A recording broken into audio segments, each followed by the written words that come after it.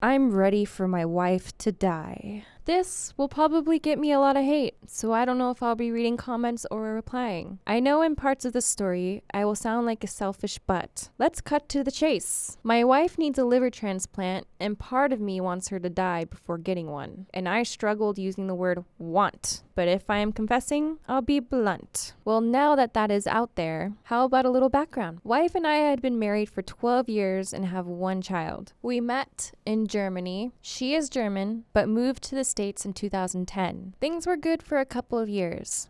Some culture shock, disappointments when education didn't transfer, and learning the ins and outs of living stateside, but nothing drastic. That's when the depression began. Wife became super depressed. She was working part-time, where I was working 12-hour days. I would leave for work before she woke up, and I would get home after her. Despite that, I would have to get her son ready and take him to daycare in the mornings. And most days, I would pick him up. This is where things started to go downhill around the house. Dishes would get left in the sink overnight. Floors wouldn't get swept as often. Stuff like that. And I'm not saying that is all her fault. I'm an adult and I know how to wash a dish or operate a broom. But sometimes, after 12 hours of work, frick that noise. I chalked it up having a toddler, a dog, and 2 working adults. It is a house, not a museum. I mentioned the depression. Let's get back to that. It started simple enough. Crashing on the couch. She'd get home after a rough day, have some wine, and pass out on the couch. Not every night, maybe once a month. This lasted for months. But over the course of 2 years, it became more and more normal. And she was drinking more and more until it was more often than not. With her on the couch, intimacy started to wane. Again, it was gradual. And again, I chalked it up to raising a family. Then the rejection started. Please don't take what I'm about to say as pro. It was just a part of our relationship dynamic. But we would change things for frictional favors. For example, if you cook dinner and do the dishes tonight, I'll give you a frick job. Or if you want to go hang out with the boys, you better frick me now. Just our thing. Well, she kept making those same promises, but would never go through with, yes, I know that no one ever owes anyone else freaking fricks. Yes, I know it is her body. But at that point, we were going without fricking for months. I was still asking. She was still saying yes later and would pass out. No biggie, once or twice, but this had become a norm. Every time that she promised but passed out instead was a rejection. I would stare at her while she slept and just hurt. Fast forward a few years, she is drinking more, and I stopped asking. We are roommates at this point. She has stopped working and stays at home full time. The house is a wreck, clutter and dirt everywhere. We stop having friends over so no one will see the clutter. Baskets of unfolded laundry. Every morning I would search for matching socks. Every morning I was reminded of how little she did around the house. This is also when we were fighting all the time, both yelling, her crying, her passing out. It was our nightly routine. One of my often repeated points in our argument was the house. I'm working full time. The kid was in school. She was at home all day. Why is the place a mess? What was happening? Was she getting drunk in the morning, passing out, getting up in the afternoon, just drink and pass out in the evening, but not before squeezing a fight? I was done and I was ready for divorce. Only thing that was keeping me from doing it was my son, but something had to change. I laid down my ultimatum: get a job, go back to school, or get the freak out. She picks going back to school. I help her look for a school and find a program she is really excited about. The drinking lessons never stops, and good times are here again until I get the phone call at work. She called to let me know she was about to kill herself. Didn't see that coming. Rush home, get in there just in time. Let's revisit that depression I mentioned earlier. She was in counseling and working to find the right balance of medication, but something that day was too much. She was checked into the kind of hospital that takes your shoelaces and was there a week or 2. She was like a changed person. Fast forward a few years. You need a psychiatrist, an actual MD, to prescribe medication. Hers retires. The office where she gets counseling didn't hire a new one, so she stops taking the medication. Hello again, depression. And I see you brought anxiety with you. Awesome. Oh, and here comes the drinking again, but it has managed to increase. Double awesome. This time, the wife couldn't be without alcohol. She started sleeping downstairs again. A drink always within reach. Always. She would carry a bottle in her purse and eventually got sick. Wow.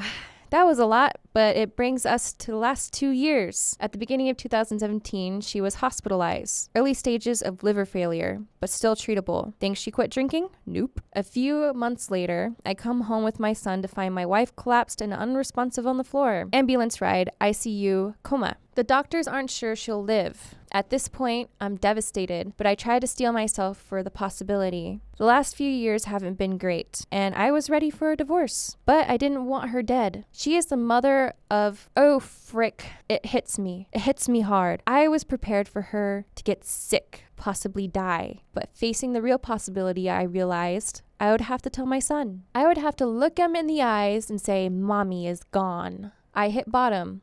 I know I cried the rest of the night. She made it. Eventually, she woke up, was moved out of the ICU, and sent home for a week. That is when the seizure happened. Another ambulance ride. She aspirated during the seizure, which led to pneumonia, which led to the ICU. However, in her weakened state, she couldn't be treated locally. She was transferred to a university hospital. She needed a new liver, but to get one, you must be sober for 6 months. She got worse. She was transferred again, this time to a hospital we'll just say is ranked pretty high globally. No new liver, but things got better. She was released with a new lease on life. She quit drinking. She was transferred back to a local hospital and continued outpatient treatment. End of 2017. 2018 started good, but about midway, her condition worsened again. No worries. She's being treated by a doc, and with her new sobriety, they'll put her on the list. She can't do a lot on her own. I have to open bottles of water, help with medication, and some activities of daily living. The house is more cluttered than ever. The wife is still sleeping downstairs, and freaking is non-existent, obviously. But things are looking good. I'm not gonna lie. These last 2 years have been rough. I know I haven't been perfect, and things have fallen by the wayside, but the major things are taken care of. The boy gets hot food every night, help with his homework, and clean clothes every day. The wife gets to her appointments and gets her treatments. I'm still working, even picked up a promotion. Then tonight, I just found 2 grocery bags full of empty cans and wine containers. She has been hiding drinks. I'm done. The last 2 years have been absolute hell. It has taken every ounce of me to not lose it, to manage everything. I can't anymore. Every day I would drive home from work, I would get stressed. As soon as I open the door, I'm overwhelmed with everything that needs to be done. But I focus on getting all the necessary things taken care of to keep the household rolling. I've been so lonesome having a wife who turned into a roommate, who turned into a responsibility. During the many appointments I've been to, one doctor explained the liver transplant this way.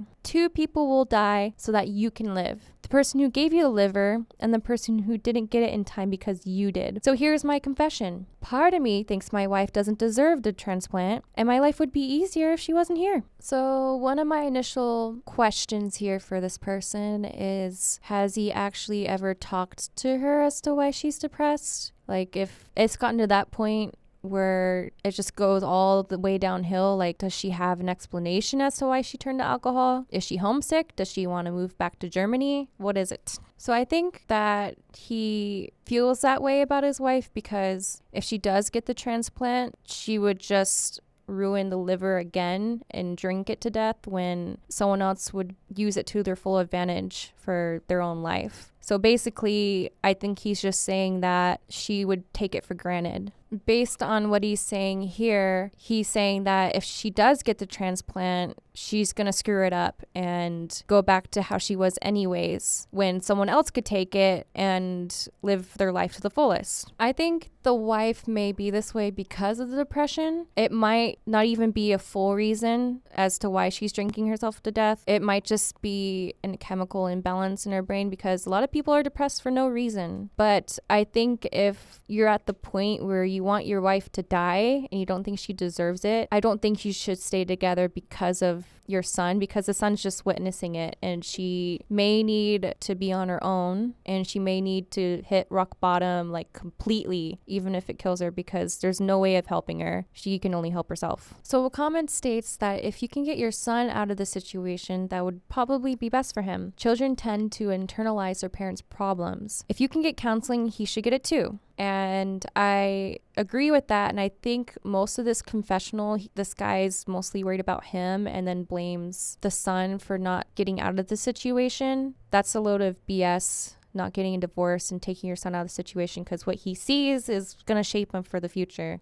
Punk Floyd says, if you found a bunch of beer cans and wine bottles that are all hers, but then she needs help opening a water bottle, she's playing you. I don't remember in the story asking for help opening a water bottle, but I mean, if she's hiding the alcohol and all that, I don't think she's like really playing you, but I think she's just relapsing, obviously, and feels guilty about it. In conclusion, I understand both sides. The husband can't really take it anymore. He doesn't know what to do. However, the wife needs to take full responsibility, and she's going to have to want to help herself. And if she doesn't get the transplant, or if she does, it's all on her. Like, there's nothing he can do about it. So, well, I hope you guys enjoyed this one. Make sure to give a thumbs up and subscribe.